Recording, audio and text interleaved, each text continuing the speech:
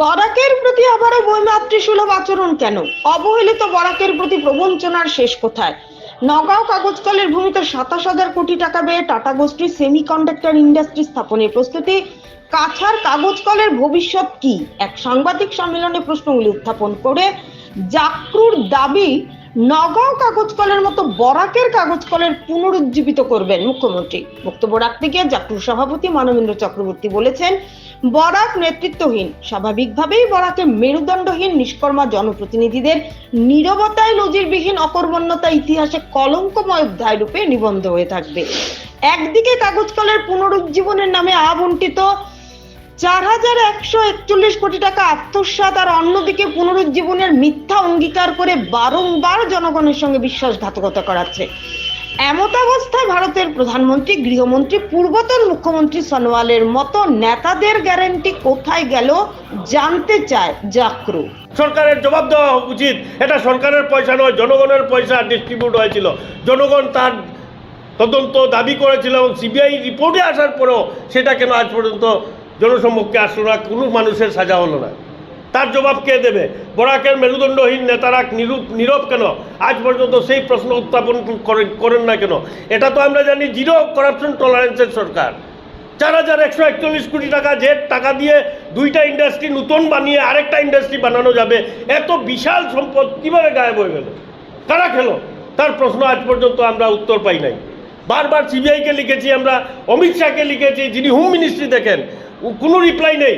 হিমন্ত বিশ্ব শর্মাকে আমরা বলেছি, সর্বানন্দ সোনোয়ালকে আমরা বলেছি, বরাকের সমস্ত নেতা একদম রাজদীপ রায়ের বাড়ির সামনে আমরা ধর্ণা দিয়েছি এই বিচার চাওয়ার জন্য। আজ পর্যন্ত নীরব। উনি সংসদে কোনো কথাই উত্থাপন করেন নাই এই ব্যাপারে। কেন নীরব? কি স্বার্থ আছে ওনার?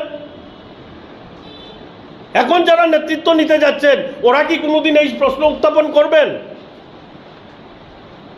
এদের ভোট দিয়ে কি লাভ? যাদের কোনো ভয়েস নেই, যাদের কোনো মেরুদণ্ড নেই, শুধু দিল্লি দিশপুরের পদলেহনী, যাদের অস্তিত্ব রক্ষা করার লড়াই, এরা কি বরাকের জনগণের জন্য কি করবে সেটা নিয়ে আমাদের সন্দেহ আছে।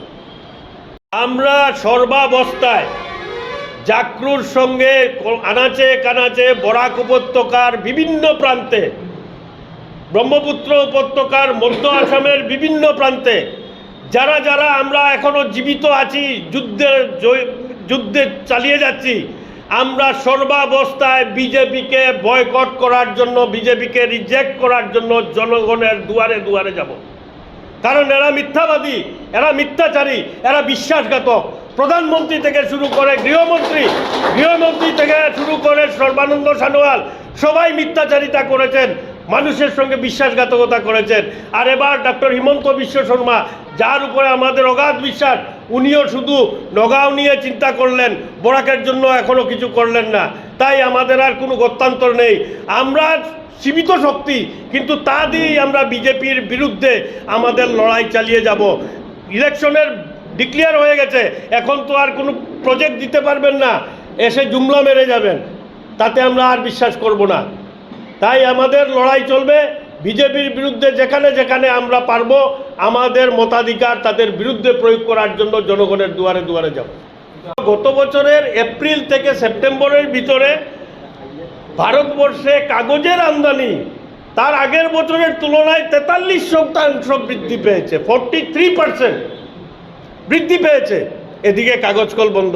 কোথায় থেকে কাগজ আসছে?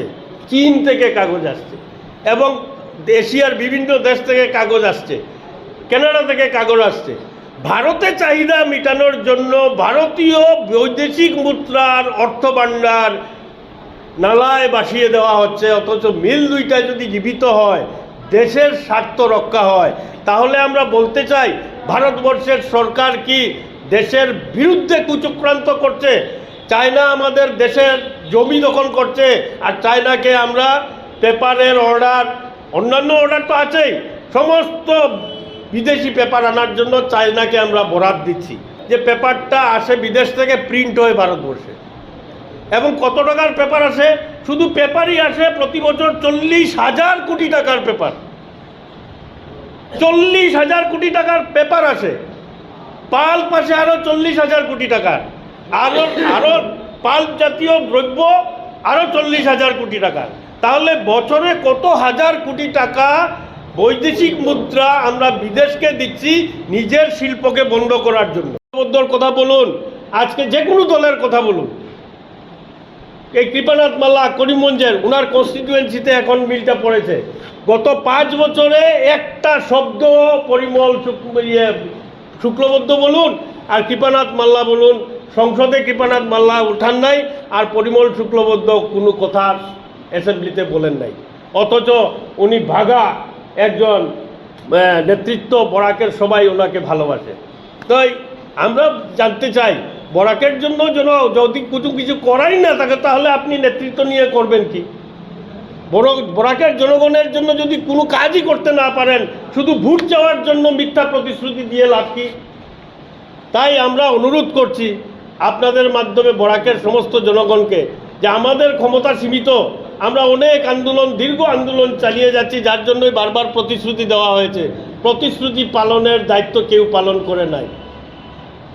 এবার এই ভোটের পূর্বে যখনই ওরা ভোট চাইতে আসবেন, প্রশ্নটা যেন উঠে, বরাকের জন্য আপনারা কি করেছেন, আমাদের ছেলে মেয়ের ভবিষ্যৎ কেন ধ্বংস করছেন। এতটুকুই আমাদের বক্তব্য ছিল।